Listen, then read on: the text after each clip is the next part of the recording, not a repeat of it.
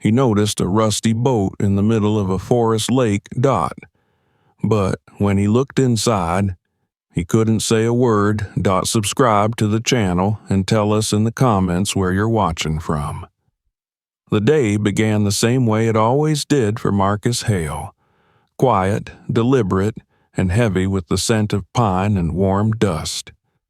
The forest outside his cabin was still half draped in morning mist, the kind that clings low to the ground and makes every sound distant, like the world itself is holding its breath. He poured coffee into a steel mug, opened the door, and stood in the threshold, letting the damp air roll over his skin. The national park around him was waking up slowly. Somewhere far off, a woodpecker tapped against bark, and a lone truck hummed down the old service road. He had been a ranger here for 12 years, long enough for every ridge, creek, and trail to become part of his mental map. And yet, there were places he had not walked in years. His job rarely changed. Patrols, reports, monitoring the wildlife cameras, keeping the peace between campers and the wild things they disturbed. It was a life of quiet rhythms, the sort of routine that either made a man restless or calmed him into a steady existence. For Marcus, it had become a form of meditation. He liked the silence, the feeling of being the only one listening when the land whispered. Still, he often caught himself thinking about the past, his years in the Army, his first assignment in a smaller park downstate, and how much simpler it had seemed to protect a place when no one wanted to exploit it. Here, the forest was beautiful but uneasy. The north side, where the ponds lay, had been closed to visitors for years due to unstable conditions. He had never been given a full explanation. The official reports spoke vaguely of soil contamination and ongoing assessment, which usually meant budget cuts and negligence. That morning, as the sun began to burn through the mist, the radio on his desk crackled to life. It was the district office, Monroe, the supervisor, reading the daily assignments in his bored, nasal voice. There was a list of minor duties, but then came the one that made Marcus stop mid-sip. "Hale, you'll take the north section today. We've had complaints again from the folks in Belmont. Bad smell near the stream, dead fish, same as last year. Check the old ponds while you're up there.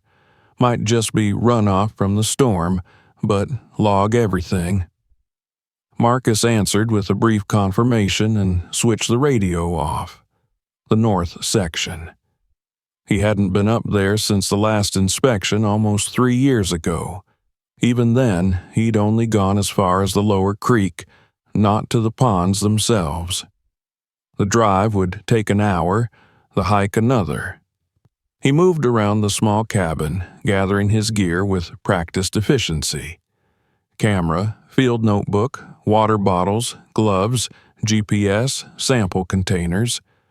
The worn, green uniform hung loosely on his tall frame, and he tucked the badge back into place before slinging his pack over his shoulder. On the table lay a folded map, yellowed and soft from years of use. He traced the line of the old trail with one finger.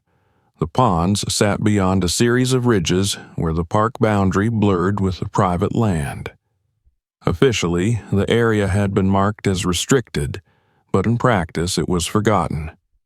Nobody had reason to go there anymore. As he stepped outside, the forest felt heavier than usual, as if watching him leave.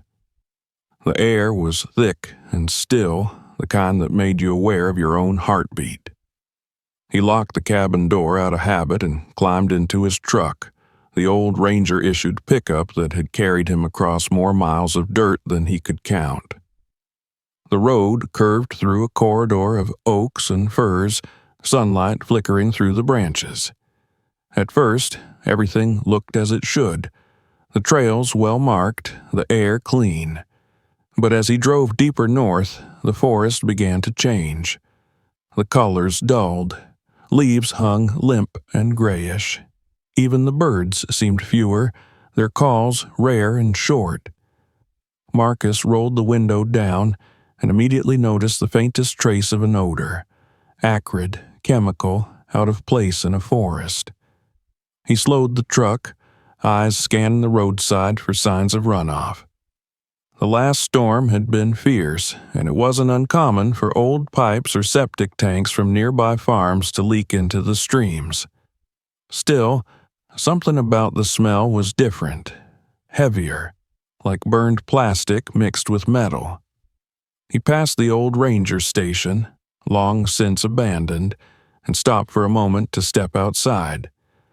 The ground near the ditch was damp, streaked with orange residue. When he crouched and touched it with a gloved hand, a thin, oily film spread over the surface of the water. He frowned and took a quick sample, labeling it carefully. It could have been nothing, a harmless mineral deposit, but experience had taught him to distrust first impressions. The smallest detail could reveal an entire story if you paid attention. Back in the truck, he kept driving, the dirt road narrowing into a path that barely deserved the name. Branches scraped the sides of the vehicle as he climbed through the denser parts of the forest. The sound of tires over gravel was the only human noise for miles. Every so often, a flicker of light through the trees revealed the faint shimmer of water, hinting that he was getting close.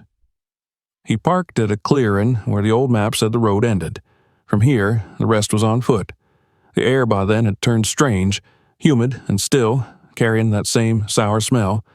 He walked slowly, pushing through overgrown brush, the sound of his boots muffled by thick moss. Dragonflies buzzed low over the damp earth, but even their movement seemed sluggish. The forest felt wrong, muted, as if the life had drained from it. He passed a rotted sign barely standing on its posts, the letters faint but still legible. North Pond Trail, closed area. Authorized personnel only. The paint peeled off in gray curls. He continued, each step sinking slightly into soft ground. Then the trees began to thin, revealing the dull gleam of water ahead. When he reached the clearing, he stopped and stared. The pond stretched wide and shallow, its edges collapsed into mud. The surface was still, but not clear, clouded and streaked with an iridescent sheen. In the middle, half tilted and covered in rust, floated a small metal boat. It was caught in reeds, leaning to one side like a forgotten toy. The sight made him pause. There shouldn't have been any boats here. The area had been closed for years, and no rangers were assigned to use watercraft in this section. He took out his camera and zoomed in. The hull was scarred with corrosion, its paint almost completely gone, though faint traces of red clung to the edges. A few black birds circled overhead, their cries echoing faintly over the water, then disappearing into the trees. Marcus felt an odd chill despite the heat. There was something about the scene, quiet but wrong. The air carried a sour, metallic bite, and near the shore the plants were shriveled, the cattails brittle as straw. He walked closer, taking careful steps across the mud until the smell grew stronger, nearly making his eyes water. He could hear the slow drip of water leaking from the side of the boat. Whatever was in there, it had been there for a long time. He made a note in his journal describing the position, the condition of the vegetation, and the approximate dimensions of the boat. Then he stood for a moment, staring out over the pond. It was strange how quiet it was. No frogs, no buzzing of insects, not even the ripple of wind. Just stillness, heavy and waiting. The place felt abandoned not just by people, but by the natural order itself. Marcus found himself thinking of the reports that had come in from the nearby town. The dead fish, the smell, the strange taste in the well water. Everything pointed back here. He crouched near the edge and touched the surface with a stick. The water left a greasy smear along the wood, glinting faintly in the sunlight. He pulled back and wiped it on the grass, his jaw tightening. He'd seen enough to know this wasn't simple storm runoff. This was chemical contamination. The question was who had caused it, and how long ago. As he packed his notebook and stood up, the late afternoon light shifted, casting the forest in deep amber. The boat's reflection wavered in the murky water, turning it into a ghostly silhouette. Marcus knew he would have to report this, but a part of him already doubted whether anyone would care. He had seen too many cases brushed aside with a few lines of bureaucratic language. Still, duty was duty. He turned toward the trail, glancing back one last time at the silent pond. The image of that rusted hull stayed with him as he made his way through the dimming woods. By the time he reached the truck, the air had cooled and the sun had begun to sink behind the ridge. He paused before starting the engine, writing one final note before heading back to the base. Unregistered boat found in northern pond. Strong odor, possible contamination, immediate sample analysis required. He closed the logbook and sat there for a moment, watching the treetops darken against the fading sky. The world outside was silent again, but now the silence carried weight, a warning perhaps, or a beginning of something he couldn't yet name. He started the engine, the headlights cutting through the dusk, and turned the truck back toward the narrow road leading south. Behind him, the pond disappeared into shadow, its surface reflecting the last sliver of light like a sheet of dull metal. The forest swallowed the sound of the motor as he drove away, leaving the water to its stillness. Marcus didn't look back again, but the image followed him. An old rusted boat floating where no one should have ever left it, waiting in a place that time had almost forgotten. By the time he reached the ranger station, the night was fully settled. He parked, climbed out, and stood for a moment under the humming fluorescent light of the outpost porch. The crickets had returned here, singing in endless rhythm, but to Marcus their sound felt hollow. He turned the key to open the office, sat down, and filed his preliminary report. It was routine, just another entry in a system that rarely led anywhere. Still, he typed it carefully, added his photographs, and sent the message to Monroe's inbox. Then he leaned back and rubbed his eyes. Outside, the forest stretched into darkness. He could almost hear the low sigh of the wind brushing through the trees, carrying the faintest echo of that chemical scent. He didn't know it yet, but that quiet discovery, the rusted boat, the slick water, the dead silence of the northern pond, was only the surface of something far larger. Something that would soon pull him deeper than he'd ever intended to go. When Marcus finally drove back to his cabin, the moon had risen high. It followed him all the way down the winding road, pale and indifferent, watching as he disappeared into the darkness with a mind already turning toward the morning. He told himself he'd return tomorrow, take more samples, maybe alert the environmental division directly if the office stayed slow to respond. It was just another day's work, he thought. Just another inspection. But the stillness of the night, the strange quiet of that water, lingered like a whisper in the back of his mind, one that would not fade by dawn. The next morning rose gray and slow, the kind of light that struggles to pierce through the lingering mist of late summer. Marcus Hale had barely slept. The image of the pond, that silent water with its strange oily sheen, had replayed itself behind his closed eyes all night long. The hum of insects outside his cabin, the creaking of wood, even the ticking of the old wall clock had blended into one restless rhythm. When dawn finally came, he got up without hesitation as though he had been waiting for it. He poured himself a cup of strong black coffee, sat at the small wooden table, and reviewed the notes from the previous day. The facts were plain enough, but the details, those tiny things he could not yet explain, bothered him. Why was the boat there at all? How long had it been drifting, half sunk on water that should have been untouched for years? The air outside was cooler than he expected.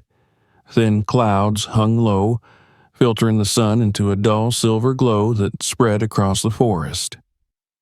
Marcus loaded his pack again, checking that every piece of equipment was ready.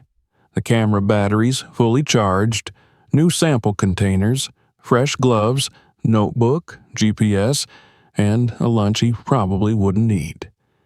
He placed the ranger badge on his chest out of habit rather than pride. It wasn't about authority for him, it was about responsibility. He was the last line between the land and those who might harm it. As he climbed into the truck, the gravel crunched softly beneath the tires. The sound carried into the woods and vanished. The drive northward felt longer than before, the road narrower, the trees leaning closer together as if they wanted to block his way. He rolled the window down halfway, letting the morning air in. The smell of wet earth mixed with something sharper, a chemical tang that made him wince. It wasn't overpowering yet, but it was there, lingering, clinging to the air like smoke after a fire. He followed the same trail he had taken the day before, the same turns through the forest, the same blind corners where branches scraped the windshield like brittle fingers. As he drove deeper, the land began to show subtle signs of distress. Patches of dry gray grass spread where green should have been thick. Some of the smaller pines along the roadside had lost their needles entirely, their trunks pale and scarred. The world seemed drained of color here. Even the birds had moved elsewhere. Only the distant rasp of cicadas broke the stillness. He slowed the truck near a bend in the road and stopped where the ditch met the lower creek. The water there looked worse than yesterday, thicker, slower, its surface glazed with streaks of brown and orange. He stepped out, crouched, and studied it in silence. There was no mistaking it now. Something upstream was leaking contaminants. He dipped a gloved hand into the current and lifted it out, watching droplets slide off like oil. The smell was sharp, bitter, almost metallic. He took a second sample and sealed it tightly, marking the time and location in his notebook. As he stood, his eyes caught something unusual. A series of tire tracks, faint but visible in the soft mud. They weren't from his truck, nor any parked vehicle. Too wide, too deep. The pattern matched that of a heavy transport truck or a large utility vehicle. They led north, deeper into the restricted zone. Marcus looked toward the direction the tracks vanished and exhaled slowly. It confirmed what he had already begun to suspect. Someone had been here recently, and whoever it was had no business in this part of the park. He returned to the truck, his movements deliberate, his mind already turning toward what he might find next. The drive ended at the same small clearing where he had parked before. This time, he noticed details he had missed in the fading light yesterday. The flattened grass near the tree line, the broken twigs, the faint scent of gasoline. It wasn't old, it still lingered. He killed the engine and sat quietly for a moment, listening. The forest gave nothing back, only the sound of water moving somewhere unseen. He should have waited for backup, he knew that. Procedure dictated as much. But deep down, Marcus also knew that by the time the department approved another site visit, weeks might pass, and the evidence, whatever it was, could be gone. He took his pack and started on foot. The trail toward the pond had almost disappeared beneath a web of undergrowth, and each step sank slightly into damp soil. The deeper he went, the stronger the odor became. It clung to his clothes, to his gloves, to his skin beneath them. The air was heavy and unnatural, like the smell that lingers after a storm has ripped through an industrial plant. Somewhere to his left, a frog croaked once, then stopped. The silence that followed was so complete it made his breath sound intrusive. As the trees began to thin, the glimmer of water appeared again between the trunks. Marcus paused on the edge of the clearing. The pond looked even worse under daylight. The oily surface reflected the sky like a distorted mirror, rippled only by the faintest breeze. He could see the boat more clearly now, the metal eaten through by corrosion, streaked with a dark red that looked almost deliberate. It sat at an angle, its stern submerged, bow tilted upward toward the reeds. No birds circled overhead this time. No movement at all. The place felt like a wound that refused to heal. He approached the shore cautiously, boots sinking into the mud. Near the water line, the vegetation was brittle and discolored, the stems of cattails soft and collapsing under their own weight. He knelt, took another water sample, then examined the ground. The soil itself carried the same oily sheen when turned with his trowel. He labeled each container carefully, knowing these would need to go to a proper lab. As he worked, his gaze returned again and again to the boat. Something about it didn't sit right. He waited closer until the smell grew almost unbearable. The metal hull bore faint markings, lines that had once been letters or numbers, now too eroded to read. The more he looked, the clearer it became that this was no simple recreational craft. The structure was too sturdy, built for carrying heavy loads rather than people. At the stern, under a thin layer of grime, he spotted what looked like a welded latch, as though the interior had once been sealed shut. He leaned in, steadying himself on the slippery edge. Inside the boat, beneath the pooled water and rust flakes, he caught sight of something gray and metallic. He used his camera to zoom in. 3 containers, square and compact, stacked unevenly beneath a torn tarp. Even from that distance, he recognized the hazard symbol printed faintly on one of them, a diamond-shaped label with the outline of a skull. Marcus froze for a moment, his throat tightening. He took several photos, one after another, making sure to capture the label, the hull, the condition of the side. His hands shook slightly despite himself. If those containers were leaking, and it seemed they were, then this pond was more than a scene of neglect. It was evidence of deliberate dumping. Someone had chosen this hidden corner of the park to dispose of toxic materials, confident that no one would ever look here again. He backed away from the edge and took a long breath, forcing calm into his lungs. He had seen pollution before. Small spills, illegal fires, careless hunters, but never anything this large or calculated. This was organized, industrial.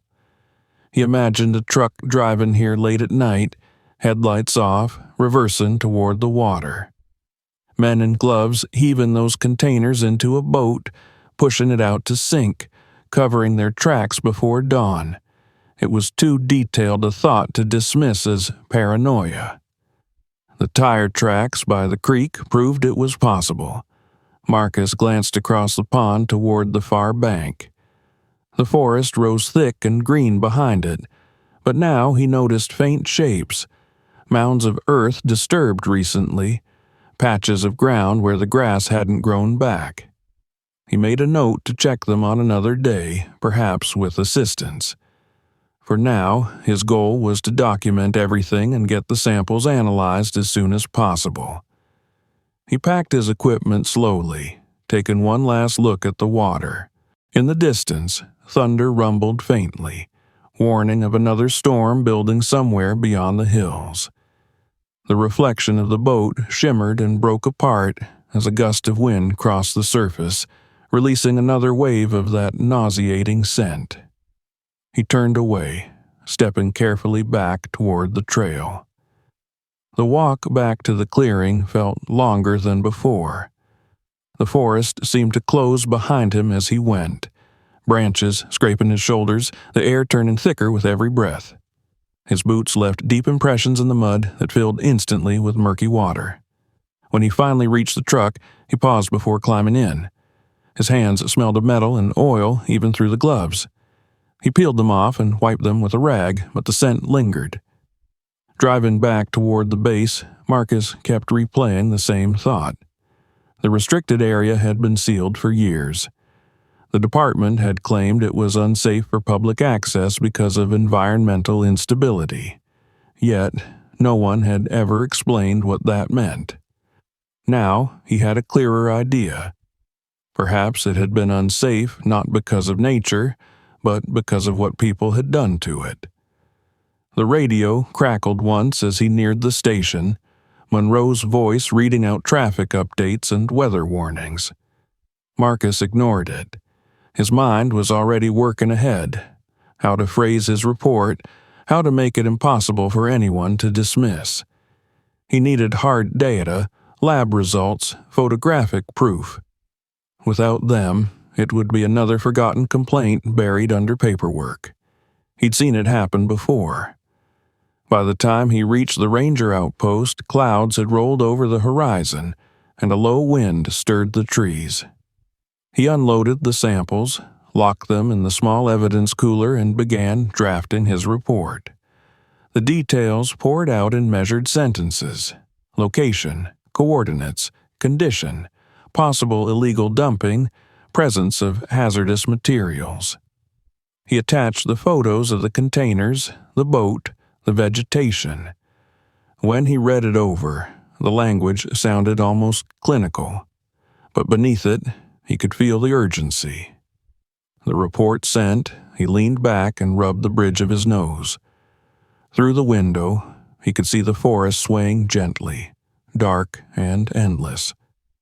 Somewhere out there, beyond the hills and ponds, someone had poisoned a piece of land they thought nobody cared about. But someone did. He did. Night came early that evening. Rain began to fall softly, tapping against the roof of the outpost in steady rhythm. Marcus sat for a while longer, listening to it. He knew he would have to go back, maybe with a team this time, maybe alone again if no one volunteered. The pond wasn't just a curiosity anymore. It was a clue, a lead that pointed to something hidden in those northern woods. He closed the notebook and turned off the light. The sound of rain followed him out to the truck. As he drove away, the forest glistened under the headlights, each drop of water catching the beam like glass. He didn't see it, but behind him, in the direction of the pond, a thin plume of mist rose through the trees where the rain struck the contaminated surface. The world was already reacting to what he had uncovered. And though Marcus didn't yet know it, his path into the heart of that discovery had only just begun. The rain that had started the previous evening did not let up through the night. It came down in slow, persistent sheets that drummed softly on the roof of the ranger outpost and turned the dirt roads into long strips of mud. Marcus Hale arrived early, long before sunrise, his boots wet, his jacket already speckled with water. He didn't bother turning on the main lights inside the small office. The gray light of dawn was enough to see by.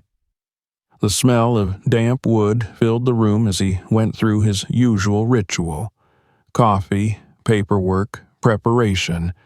But this time his hands moved with a tension that hadn't been there before. The samples he collected from the pond sat sealed in their containers inside the cooler, waiting to be sent to the state lab. He'd included them in his official report, But even as he reviewed the draft, he could almost hear Monroe's voice dismissing it as likely agricultural runoff. He'd written too many of those reports in his years as a ranger, seen too many ignored. There was always an easier answer to file under the heading of natural causes, but what he'd seen at that pond wasn't natural. He knew it in his bones, the stench, the metallic taste in the air, the silence of the forest, the strange decay of the plants. Those weren't symptoms of erosion or swamp rot. They were the marks of something deliberate, something dumped and hidden. By the time the rain began to fade, Marcus had made up his mind. The samples would go to the state lab as protocol required, but he wouldn't wait for their bureaucratic pace to tell him what he already suspected. He would go back. He needed to see more, to document more, to find where it all started. The drive north was slower that morning. The mud pulled at the truck's tires, and fog drifted low across the ground. The forest was quiet again, too quiet, and as he climbed into the hills, the air thickened with that same sour smell he had noticed before. It seemed stronger now, more distinct, as though the rain had drawn it out of the soil. He opened the window slightly and grimaced. The odor wasn't of decay. It was chemical, acrid, industrial, the kind of smell that belonged to factories, not forests. He parked near the same clearing, shut off the engine, and sat still for a moment, listening. The dripping of rain from the trees, the occasional snap of a branch somewhere deeper in the woods, the faint movement of water in the distance. Those were the only sounds. The world felt emptied of anything alive. He took his pack, slung it over his shoulder, and started toward the pond. The trail was nearly gone now, half swallowed by runoff. The mud clung to his boots, and the underbrush was slick with rain. He followed his own footprints from the day before, faintly visible where the water hadn't washed them away. Every step brought that smell closer, thicker, until it seemed to seep from the ground itself. When he reached the clearing, the pond lay before him again, flat and gray under the overcast sky. The boat hadn't moved.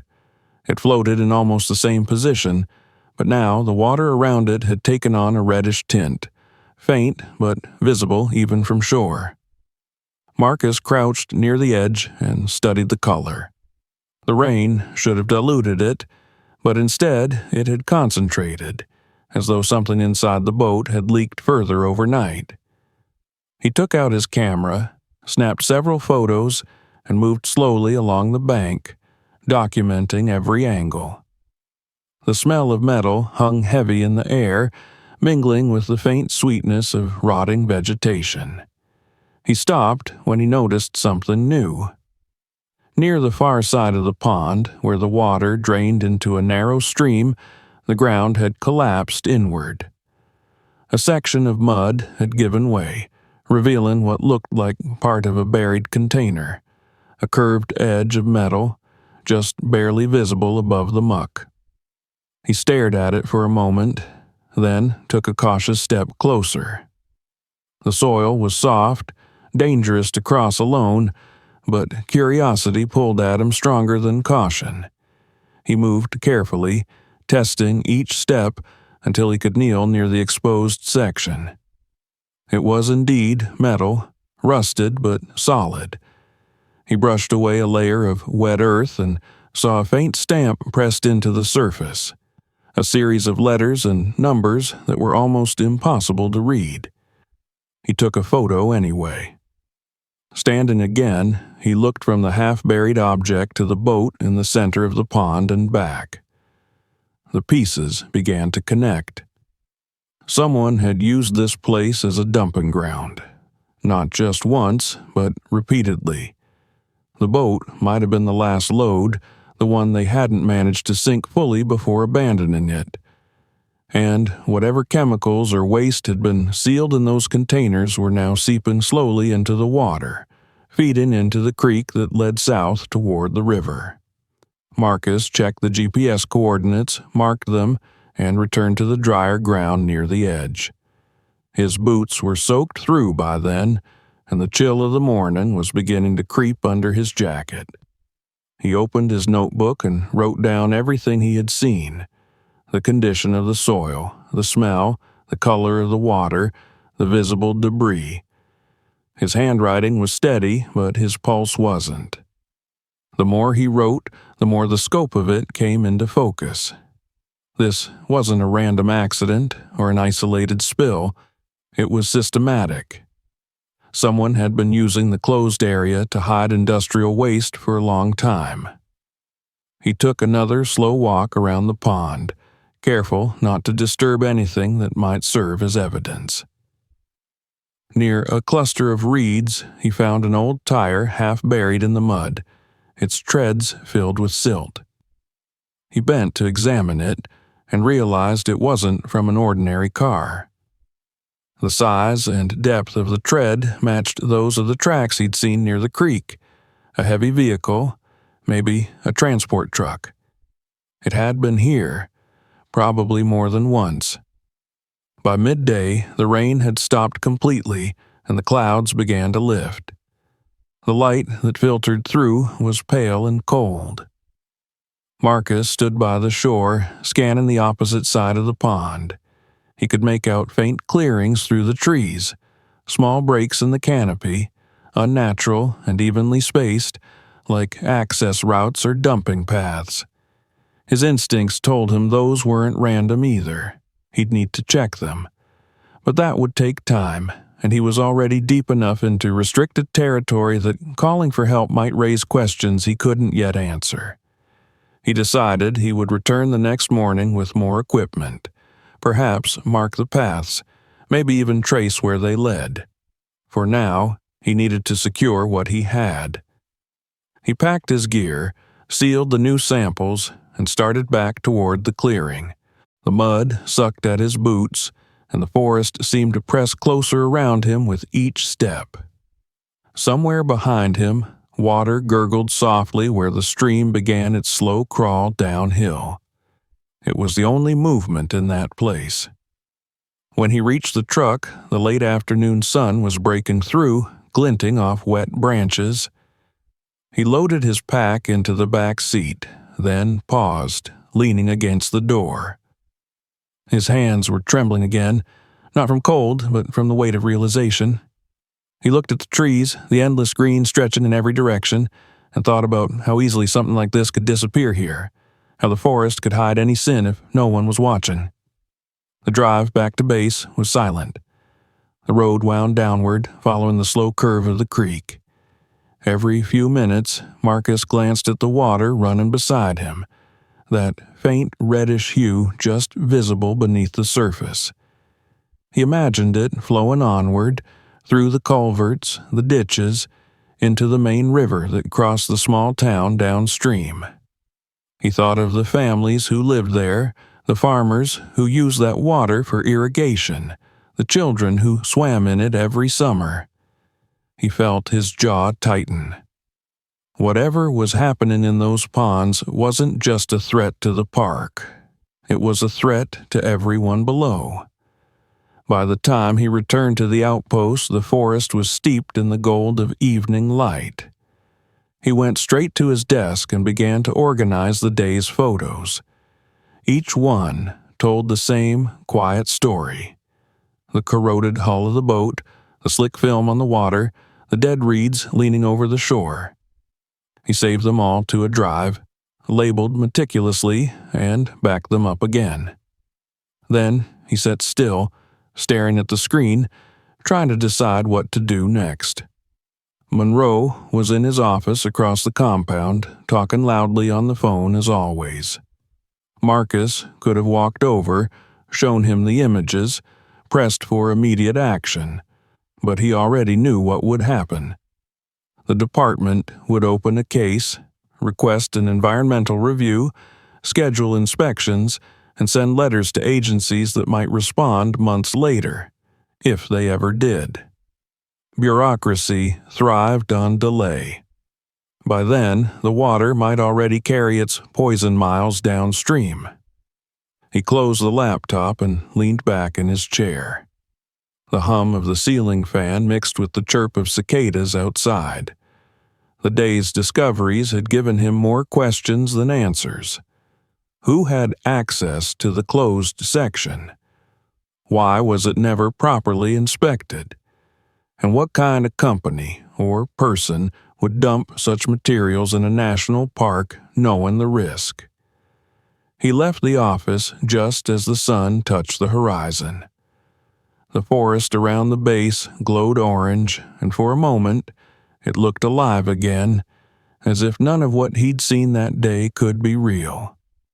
But the smell of oil still clung faintly to his clothes, and he couldn't shake the memory of that lifeless pond. As he locked up and walked toward his cabin, a cold certainty settled in his chest. Tomorrow, he would go deeper. He would find where those trucks came from. The wind rose gently through the trees, carrying with it the last scent of rain and the faint, bitter undertone of something else, something foreign to the forest. Marcus stood for a moment at the edge of the clearing, staring north. The hills there were wrapped in shadow, silent and waiting. Somewhere beyond them, he knew, lay the truth. And as darkness fell across the park, he made a quiet promise to himself. He would find it, no matter how far he had to go. The following morning broke with a pale, brittle light that filtered through the fog like smoke through broken glass. Marcus Hale awoke before dawn, his mind already fixed on the northern section of the park. Sleep had been light, uneasy. Each time he closed his eyes, he saw the pond's dull reflection, that lifeless water pressing against the shore like a dark secret. He could still smell the metallic tang that clung to his jacket even after washing it twice. It wasn't just in the fabric anymore. It was in him, deep under the skin. He brewed coffee in silence, staring through the cabin window as the first traces of light cut through the trees. The forest looked calm, harmless even, but he knew what lay beyond those hills. He gathered his equipment again, adding a few new items, extra gloves, rope, a small field spade, a portable camera with a longer lens. He filled his pack methodically, double-checked the batteries, and slid a folded copy of the old map into the side pocket. Before leaving, he paused at the doorway, listening. The park was still quiet, the kind of quiet that only existed before the sun rose high enough to stir the world awake. He locked the cabin and walked to the truck, feeling the chill bite through his sleeves. The drive north was longer this time. The rain had stopped, but the roads were worse. Deep ruts filled with muddy water reflected the dawn light like strips of tarnished glass. The forest stood heavy and damp on both sides, the branches dripping steadily. Marcus drove slowly, one hand steady on the wheel, the other resting near the camera on the passenger seat. The radio stayed off. The static hum of the tires and the occasional cry of a distant bird were the only sounds. When the dirt road narrowed into the overgrown trail, he parked as before, cut the engine, and stepped out. The smell met him immediately. It was weaker than the day before, but unmistakable, chemical and wrong. He stood for a moment, breathing through his nose, orienting himself, and then he saw them, the faint but visible tire tracks cutting across the wet ground beyond the clearing. He had noticed them partially on his previous visit, but now they were clearer, preserved by the dampness of the soil. They weren't old. A heavy vehicle had come through recently, maybe within the last week. The tread marks were wide, suggesting something industrial. A delivery truck, possibly with double rear axles. He crouched to study them, tracing the edges with his glove. They led away from the pond, curving gently through the woods. Marcus followed them on foot, moving slowly, marking the path on his GPS as he went. The forest closed in quickly, swallowing him in a tunnel of branches and wet air. The ground was uneven, a mixture of mud and roots, and the deeper he went, the more obvious the tracks became. There were fragments of litter along the way, bits of black plastic sheeting, a torn piece of canvas, a broken strap. None of it belonged to hikers or campers. No one had been allowed here for years. After about half an hour of walking, the tracks widened into what had once been an old service road. It ran north, straight and narrow, flanked by tall pines that looked older than the road itself. The soil here was darker, compacted by years of disuse, and the only sound was the faint whistle of the wind between the trees. Marcus stopped, crouched, and touched the surface. The mud was thick, wet, and clearly compressed by something large and heavy. He could still see the water pooling inside the indentations. This wasn't the ghost of an old route. Someone had been using it recently. He followed the trail for nearly a mile until the trees began to thin, and then he saw it. A wide clearing cut into the slope of a hill, overgrown but unmistakably artificial. At its center stood a long, low structure made of corrugated metal. Its sides were streaked with rust, the roof partially caved in, but the building still held shape. An old sign hung crookedly by one door, the letters faded beyond recognition. The place looked like an abandoned storage facility, something left behind from the park's early maintenance days, or maybe from before the land was protected. Marcus approached cautiously. The air here was different, heavier, tainted with the same sourness he'd smelled at the pond, only stronger. It was faintly warm, as if the ground itself was exhaling fumes. He moved around the perimeter first, taking photographs from every angle. The walls were patched in places with mismatched metal sheets, some newer than others. Around the back, the earth sloped downward toward a shallow ditch, and there he saw the telltale shimmer of oily residue. It wasn't rainwater that had pooled there. It was something else, thin, rainbow-hued, unnatural. He took out a small glass vial and collected a sample. When he reached the front of the building again, he saw that the main door was chained but not locked. The chain was thick and rusted, but it had been fastened recently. The metal of the padlock was clean, the ground near the threshold disturbed. He hesitated. This was well beyond the bounds of a typical inspection, and technically he had no authority to enter without clearance. But his instincts told him this was the key to everything he'd found. He tried the door gently. It gave way with a long, low groan. The smell that rolled out was so strong it made him step back. A mixture of fuel, rust, and something acidic. He waited a moment for the air to settle, then switched on his flashlight and stepped inside. The beam cut through dust and darkness, revealing a space filled with shadows and metal.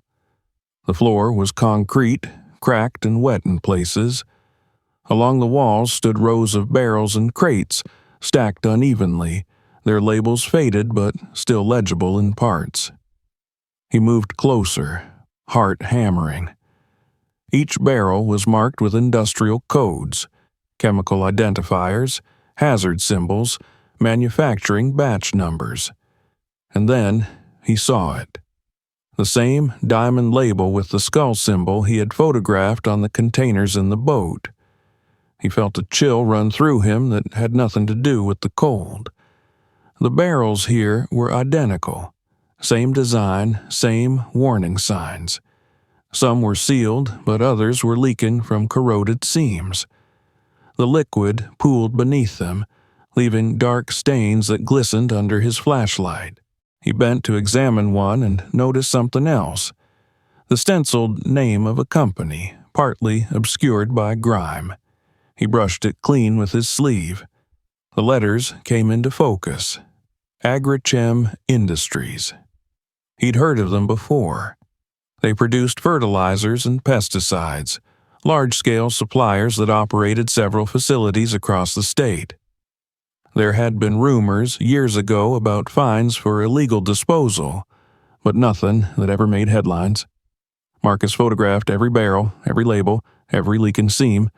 The air in the building was suffocating, filled with the metallic tang of fumes. He covered his nose with his sleeve and kept moving, documenting everything he could find. Near the far wall, he came across a desk covered in old papers, most of them damp and stuck together. He pulled one loose and unfolded it carefully. It was a shipping manifest dated 5 years earlier. Columns of numbers, chemical names, destination codes. One line was highlighted faintly in yellow. To Northern Disposal Site, Batch 7C. The document was stamped with the same company name, and at the bottom was a signature, illegible but present. He stuffed the papers into a plastic folder, his thoughts racing. This wasn't an accident. The company had used this area for illegal dumping, and the park's northern ponds had been their burial ground. They'd chosen a restricted section, fenced off from the public, hidden by forest and bureaucracy. No one would have ever checked unless something leaked. And now, years later, the toxins were seeping back into the ecosystem. The air was growing thicker, the fumes more intense. He could feel them biting at his throat. He took one last set of photos, then stepped back outside, drawing in a deep breath of cold, clean air. His hands were shaking slightly as he removed his gloves. He sat down on a fallen log a few meters from the building and stared at it, the weight of what he'd just uncovered pressing down on him. He knew what would happen next if he filed this through official channels. There would be an investigation, yes, but slow, procedural, strangled by paperwork. Agrichem had money, lawyers, influence. They'd been in business for decades. They could deny everything, call it a misunderstanding, claim the site was abandoned before they owned it. Without undeniable proof, samples, photographs, documents tied to living executives, it would all fade away like so many other environmental cases before it. He thought of the creek, of the red film on the water, of the people in Belmont who relied on the river for drinking and irrigation. They had no idea what was creeping into their lives drop by drop. He couldn't let it end here. He packed up, took one last look at the metal building, and started back down the trail. As he walked, the forest felt different, heavier, as if aware of what he carried. The trees creaked in the wind, and somewhere in the distance, thunder rolled again. The road back to the truck felt endless. When he finally reached it, the afternoon had darkened into an overcast dusk. He climbed into the driver's seat, started the engine, and sat there for a long moment, his fingers gripping the steering wheel. The first drops of rain hit the windshield, spreading in slow streaks. He looked in the rearview mirror. The trail he had followed was already fading, swallowed by the forest. Soon it would vanish completely, as though it had never been there. But the truth of what he'd seen wouldn't disappear.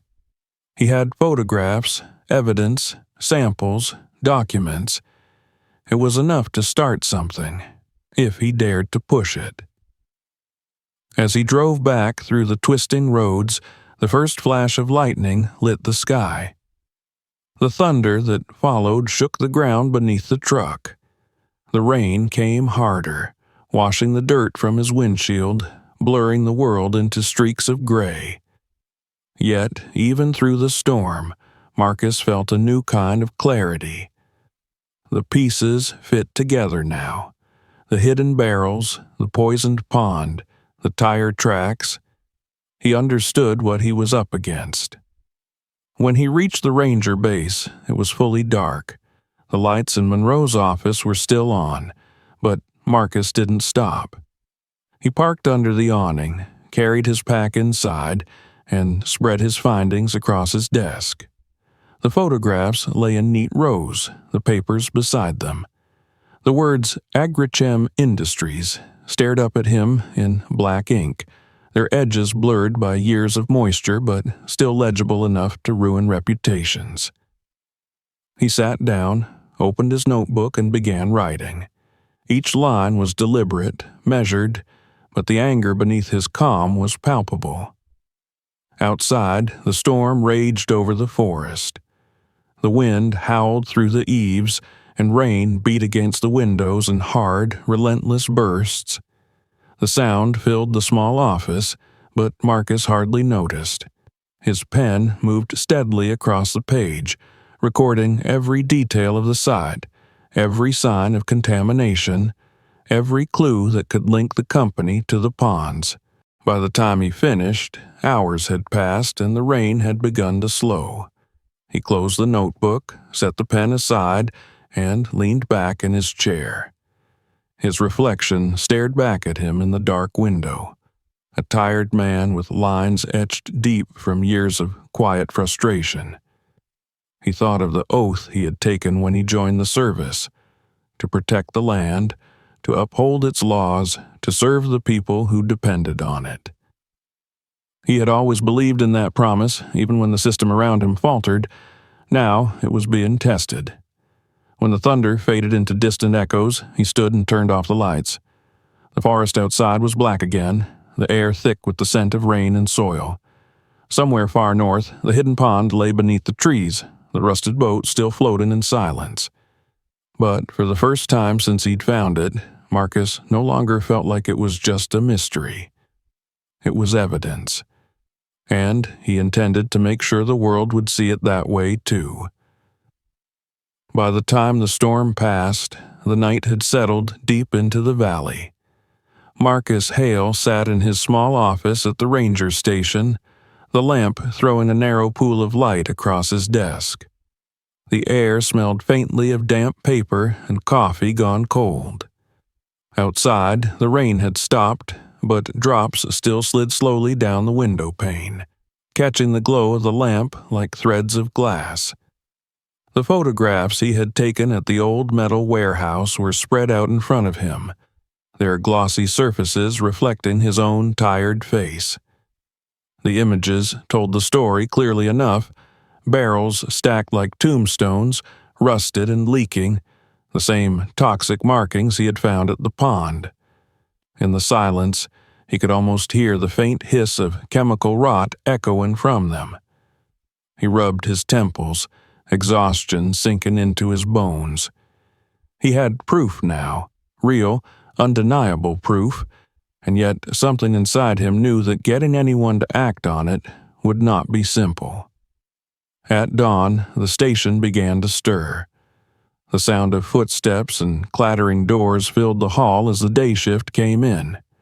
Monroe's voice echoed down the corridor, brisk and dismissive as always.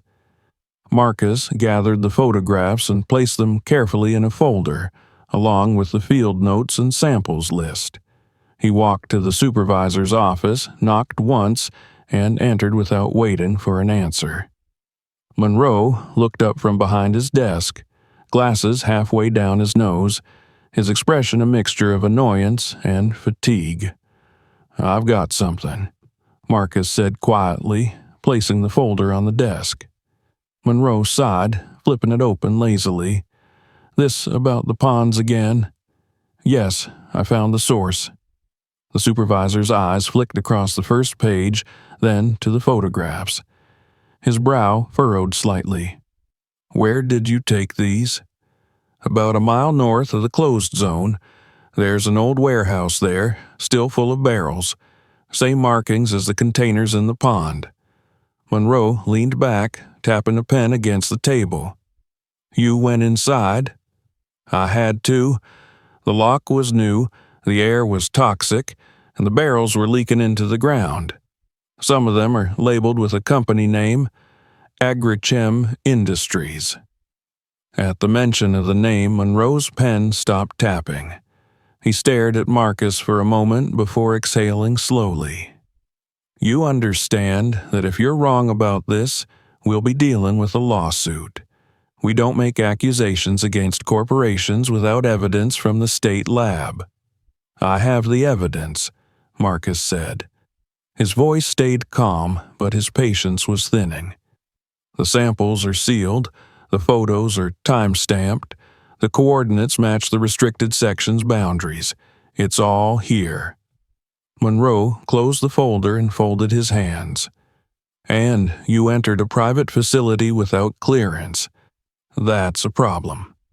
Marcus felt the heat rise behind his eyes. That facility is on parkland. Government property. If anyone trespassed, it's them. The room fell silent for a moment. The hum of the overhead lights filled the space. Monroe rubbed his forehead. Look, Hale, I'll file the report, all right? But don't expect miracles. You know how these things go. The state lab will take weeks, maybe months, to get back to us. By then, whatever you saw might be gone. Companies like that, they've got legal departments bigger than our entire office.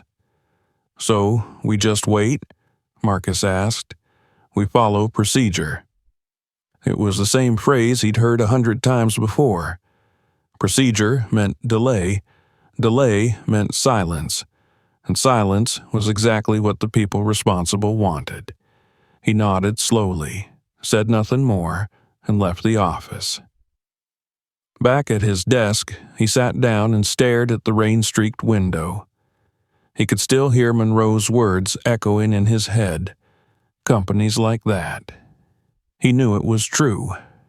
Agrichem wasn't a small local outfit. They had contracts with state agriculture boards, suppliers, research divisions, money, connections, lawyers, enough influence to bury a story like this beneath layers of red tape. He pulled out his phone and scrolled through his contacts until he found a name he hadn't called in years. Linda Koval. She had once worked with the Park Service, an environmental scientist who'd left to join an independent lab after too many battles with bureaucracy. If anyone could analyze those samples without delay, it was her. He hesitated only a moment before calling. Her voice on the other end was sharp and alert even through static. Marcus Hale? I thought you'd fallen off the map. I might have, he said. Listen, I need help. Quiet help. He told her everything in careful, measured words. The poisoned pond, the barrels, the warehouse, the company name. When he finished, there was a long silence. Then she spoke, her tone softer. You're serious about this? Dead serious. Then bring the samples. I'll run them myself. But Marcus, if what you're saying is true, you're sitting on something big. Be careful who you trust. He promised he would. By noon, he was on the road again, driving toward the small town where Linda's lab was located. The world outside was bright after the storm. The air washed clean, but Marcus barely noticed the sunlight flashing across the windshield. His mind replayed the warehouse scene again and again. The rusted barrels, the stench, the stamped logo that linked everything together. Linda's lab sat on the edge of town, a modest concrete building hidden behind an old industrial park. Inside, it smelled faintly of ethanol and metal.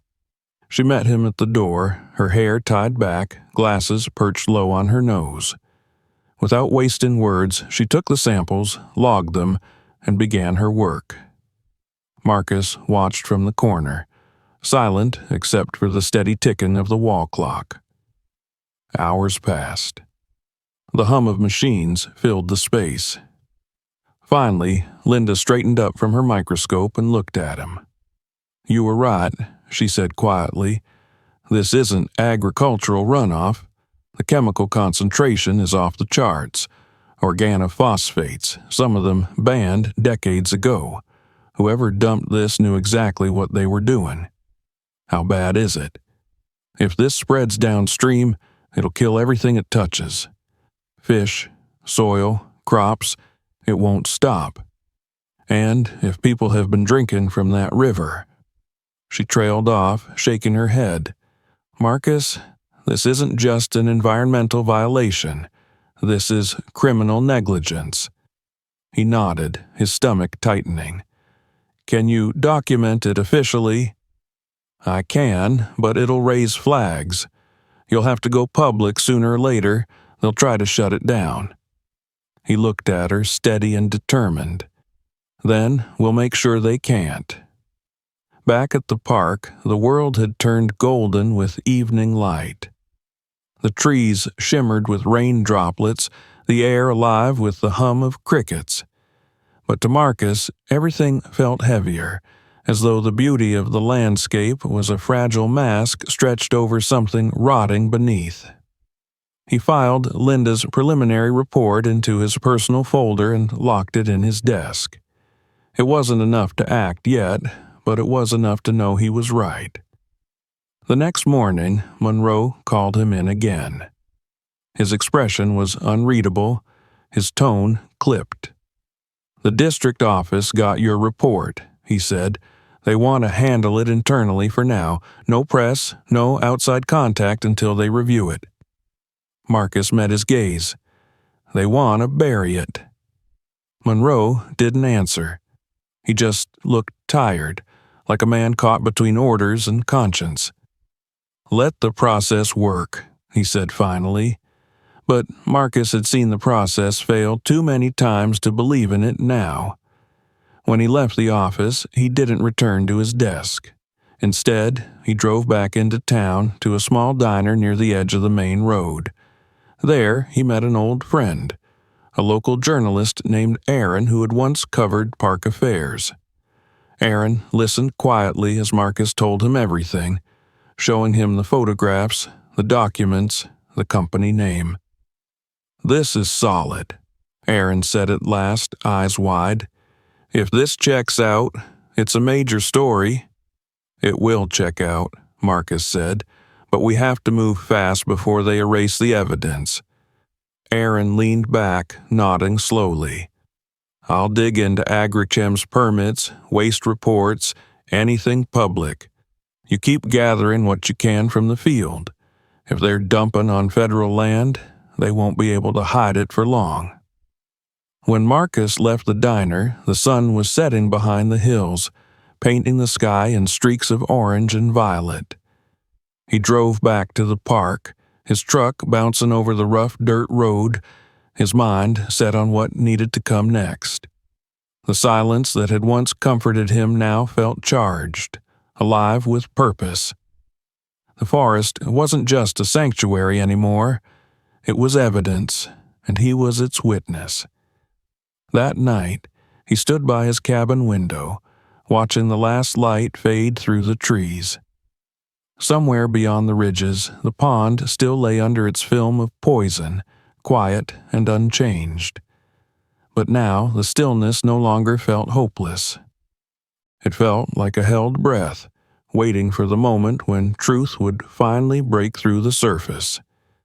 He turned away from the window, his reflection ghost-like in the glass. He was tired, yes, but more awake than he had been in years. The battle ahead would not be simple. He knew that.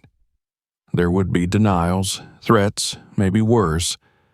But he also knew something else, something that steadied him as the night closed in. He had seen what others refused to see, and now he could not unsee it. The silence was over. It was time to make noise. The morning after his conversation with Aaron was cloudless and dry, the air heavy with the scent of damp pine from the night rain. Marcus Hale woke early again, long before the sun reached over the ridges, his body already restless with the urgency of what still lay unfinished. He poured himself coffee but didn't drink it. His mind was elsewhere, replaying every image from the past few days. The pond with its poisoned sheen, the rusted boat with its half-submerged barrels, the warehouse buried in the forest like a wound. There was one last piece missing, the place where it all began. He had followed the trail halfway, seen where the trucks had stopped and where the waste had been hidden, but not where it came from. There had to be a source, a facility still operating, still using those same chemicals. He felt it as clearly as he felt his own heartbeat. Somewhere north, beyond the park boundary, the real story waited. He left the cabin just as dawn light began to touch the treetops. The forest around him was quiet, washed clean by the storm, but the quiet no longer felt peaceful. It felt heavy, as though the ground itself was holding its breath. He climbed into his truck, set his camera and map on the passenger seat, and started the engine. The tires crunched over wet gravel as he headed toward the northern trail once more. The drive took him past the familiar landmarks, the creek that ran red in the light, the leaning fence post marking the edge of the restricted area, the half-flooded road that twisted through the woods. Each place seemed different now that he knew what it hid. He kept his eyes on the road, but his thoughts were already running ahead, to the hills where he suspected the factory might still stand. He'd seen it once before, years ago from a distance, a cluster of metal buildings half hidden among the trees, the sort of industrial complex that looked abandoned but never truly was. The park maps didn't list it, but older records hinted at private leases that had existed long before the land was federally protected. He reached the clearing where the old warehouse stood and parked a few hundred yards short of it. The air here was sharper, cleaner after the rain, but still carried a faint metallic taste that caught in the back of his throat. He got out, slinging his pack over his shoulder, and followed the road north on foot. The mud had hardened slightly overnight, preserving the deep ruts left by heavy tires. They pointed the way like arrows. The forest thinned gradually, the pines giving way to younger growth. Through the trees ahead, Marcus saw the faint glint of metal. He slowed his pace and crouched low, moving carefully until the full shape of the structure came into view. It was larger than he'd remembered. 3 long buildings connected by pipes and walkways, their walls dull with rust and grime. Smoke no longer rose from the vents, but there was life here still. Faint noise, the hum of machinery buried under the sound of the wind. Trucks were parked along the side, their white paint streaked with mud, their company insignia scratched out or covered with tape. He counted at least 6. Marcus crouched behind a fallen tree, raising his camera. He zoomed in on the vehicles, the signs on the fences, the series of tanks lined up behind the main building.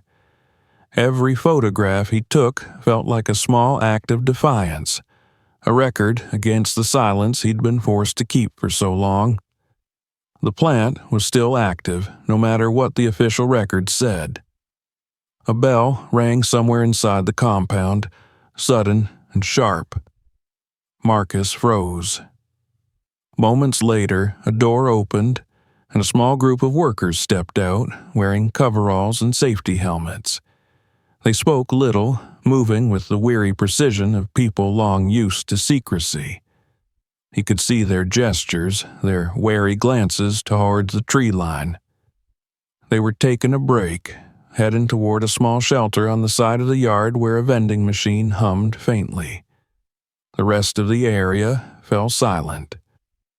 Lunch break, he realized. This was his chance. He scanned the perimeter, noting where the fence dipped low near the drainage ditch.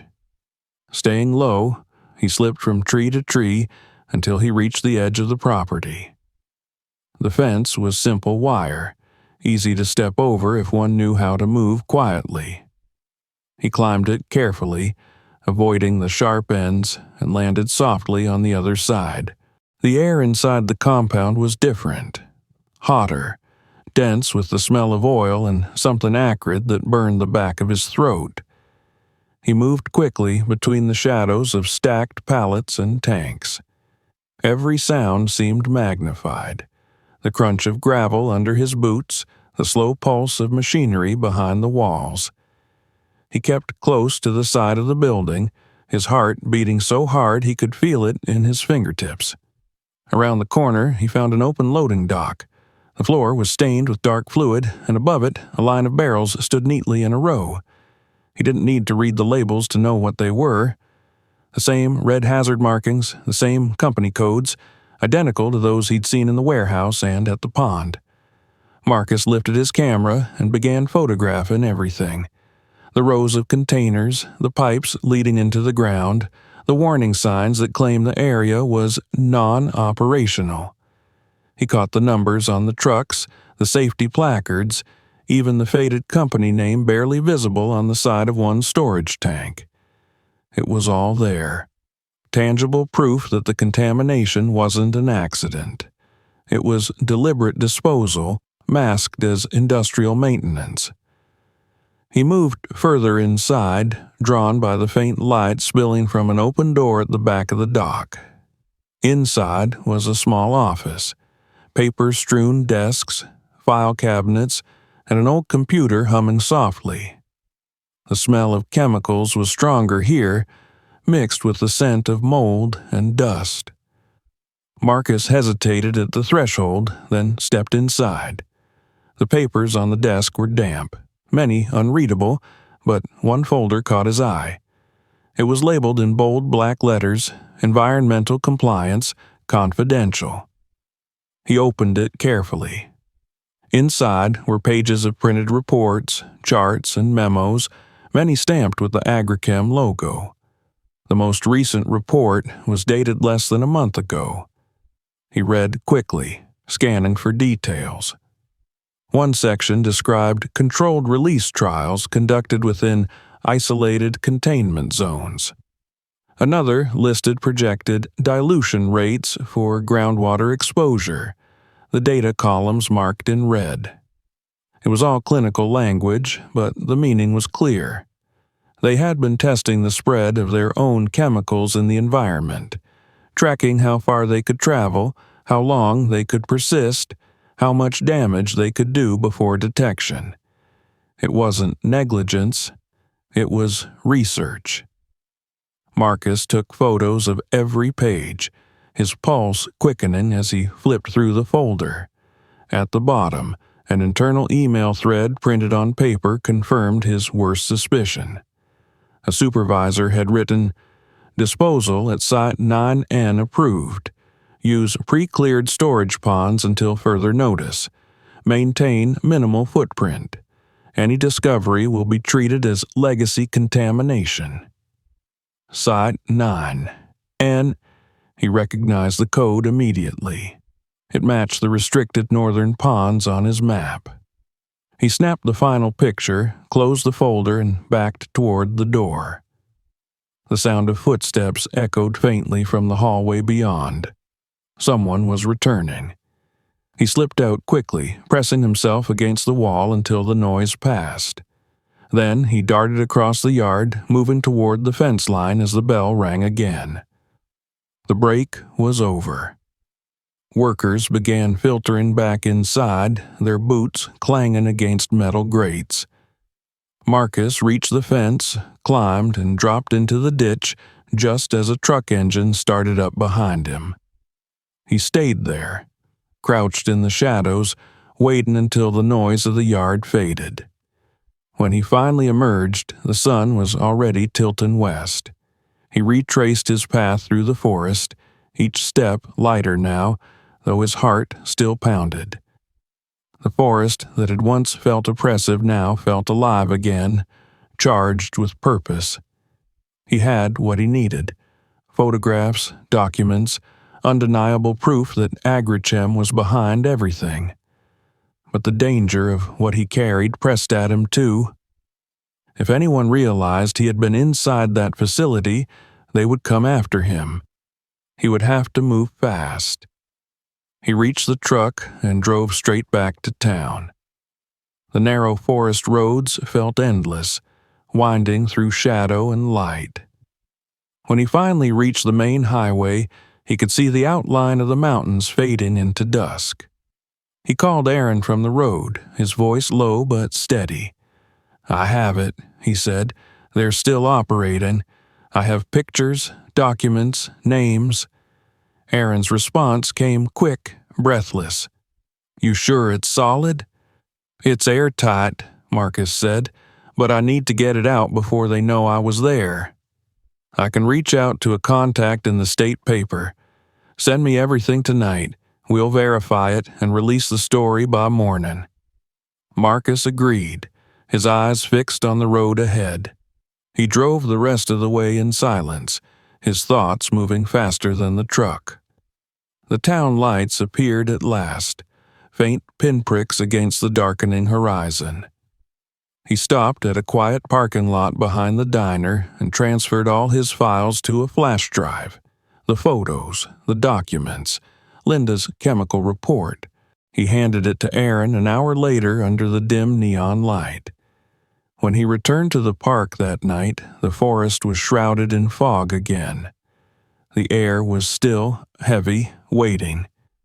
He parked the truck near the ranger station and stepped outside, breathing deeply. The smell of pine and rain mingled faintly with something else, clean air, untouched. It reminded him of why he'd started this work in the first place. He stood there for a long time, listening to the quiet hum of insects and the faint murmur of the river below. He didn't know what would happen in the coming days, whether the story would spread, whether justice would follow, but he knew one thing for certain. The truth was out now. The silence that had hidden those ponds and poisoned that water had been broken. The forest would remember, and so would the world beyond it. Marcus turned toward his cabin, the night cool against his face. For the first time in weeks, he allowed himself to feel something like hope. It wasn't victory yet, but it was the beginning of one. The news broke 3 days later, and when it did, it spread like a fire through dry grass. The morning it hit the papers, Marcus Hale woke to the distant hum of engines and the low thrum of voices that did not belong to rangers. His phone, lying face down on the table, was buzzing non-stop. He ignored it for a moment, sitting on the edge of his bed, letting the reality of daylight wash over him. The air smelled clean for once, no chemical sting, no metallic taste, just the sharp, honest scent of pine and damp earth after rain. But even as he breathed it in, he knew everything had changed. When he finally looked at his phone, the headlines glared up at him from the screen.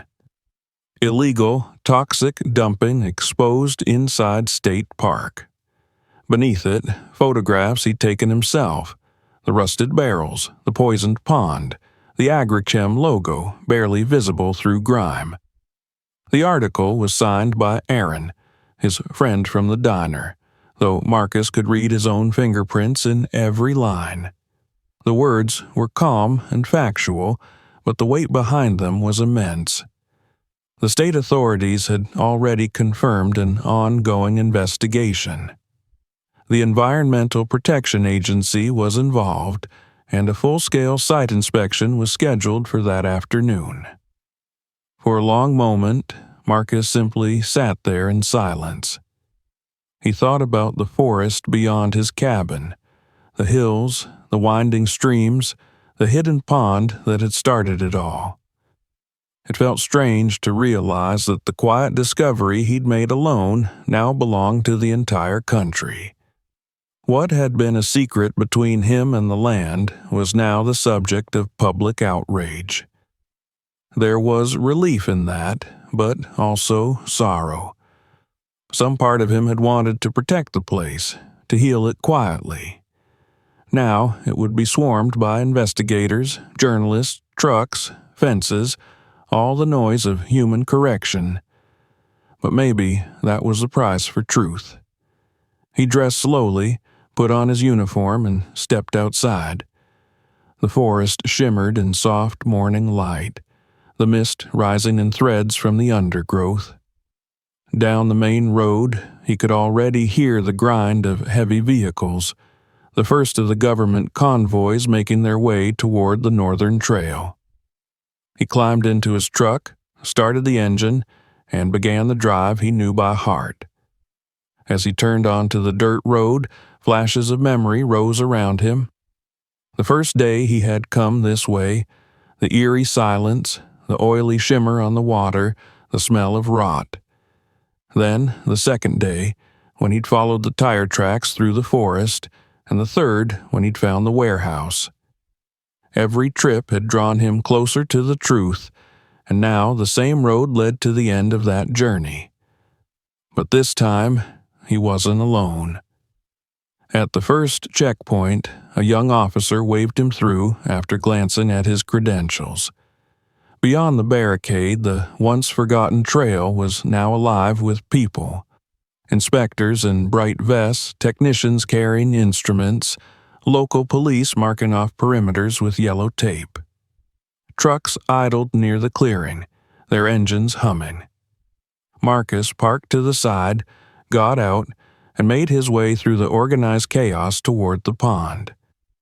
It looked different under daylight. The water, once red and thick, had begun to clear slightly after several days of rain, though the film still floated faintly on the surface. The rusted boat remained where it had always been, half sunk, a silent witness to everything. Around it, men in rubber suits worked carefully, lowering tubes and containers to collect samples. A drone hovered overhead, mapping the area. One of the senior environmental officers, a tall woman with gray-streaked hair, turned as he approached. "You must be Ranger Hale," she said, offering a firm handshake. "You're the one who found this." "I am," he said simply. "You've done good work. This could have gone unnoticed for years." Marcus nodded, though the praise did little for him. He looked past her to the boat, its rust glinting dull against the light. "It already went unnoticed for years," he said quietly. "We just finally decided to see it." She followed his gaze and said nothing. Around them, the inspectors worked with quiet efficiency, their tools gleaming, their suits bright against the muted colors of the forest. One of them called out something about high toxicity levels in the soil. Another shouted confirmation that the runoff reached the main creek. The officer took notes, her expression tightening. "We'll need to evacuate some of the downstream residents," she said under her breath. "This could take months to clean, maybe years." Marcus said nothing. He walked slowly toward the water's edge, stopping at the same spot where he had first stood. The air still carried a faint, bitter tang, but it was weaker now. The rain had washed some of the poison away, though not its memory. He crouched, scooping a handful of mud, letting it slip through his fingers. Beneath the taint, he could still feel the pulse of life, the persistence of the earth to heal, to reclaim. Nature didn't forget, but it forgave in its own time. When he straightened, he saw cameras glinting in the distance, journalists arriving, their voices sharp and urgent. He moved away from them back toward the tree line. He didn't want to be part of the spectacle. He had done what he was supposed to do, nothing more. Still, part of him felt exposed, as if every eye in the clearing was turned toward him. He slipped away from the main group, following the narrow trail that led upstream. The forest swallowed the noise quickly, and soon he was alone again, with the sound of running water. The creek, though still murky, was moving faster now, freed from the sludge that had once choked it. He followed it for a while, tracing its bends until he came to the small ridge that overlooked the valley. From there, he could see everything: the pond, the workers, the flashing lights of the trucks. Beyond them, the distant hills rolled under the morning sun, green and endless. For the first time in weeks, he felt something loosen in his chest. It wasn't joy, exactly, or triumph. It was peace, quiet and fragile. By afternoon, the operation expanded. Helicopters circled overhead, and news vans lined the old service road. Marcus stayed on the edge of it all, assisting when asked, guiding the teams through the terrain. He pointed out where he had found the tire tracks, where the barrels had been dumped, where the creek connected to the river. Each detail was recorded, photographed, logged. It felt clinical, detached, but necessary. Justice needed records.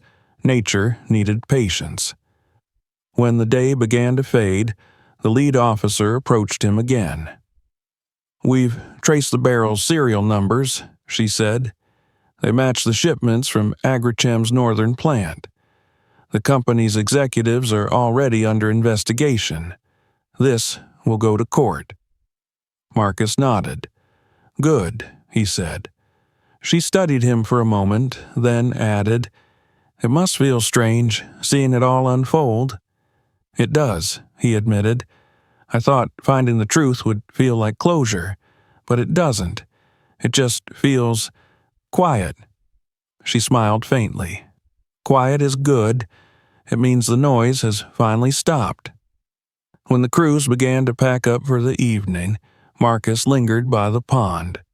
The workers had removed the barrels and towed the boat to shore, setting it beside the water like a relic. Without it, the pond looked wider, emptier. The reflection of the sky stretched unbroken across its surface, pale gold under the setting sun. The wind rippled through the reeds, carrying the faint scent of wet earth. He thought back to the first day he'd stood here, how the silence had frightened him then. Now it was different. This was not the silence of decay, but of restoration, the breath before renewal. He knew the land would heal, slowly but surely. Grass would grow again along the banks, the fish would return, the air would lose its sourness. Life would reclaim what had been taken from it. When darkness began to fall, Marcus walked back toward his truck. The forest glowed faintly with the last light of evening, and somewhere in the distance a heron's cry echoed over the water. It was the first bird he'd heard in weeks. The sound filled him with a quiet satisfaction. The world was turning again in its own way. Back at the ranger station, the parking lot was half filled with government vehicles and news vans. Reporters still lingered near the entrance, but Marcus avoided them, slipping in through the side door. Inside, the air was warm and smelled faintly of coffee and wet uniforms. He sat at his desk, opened his field journal, and began to write. The words came slowly, unforced. He wrote about the first call that had led him north, about the drive through the dead fields, the red water, the lifeless pond. He wrote about the factory, the barrels, the fear, and the anger. But as he reached the end, the tone shifted. His sentences softened, his handwriting steadied. He wrote about the morning light on clean water, about the return of the heron, about how the forest, despite everything, still endured. When he finished, he closed the book and leaned back in his chair.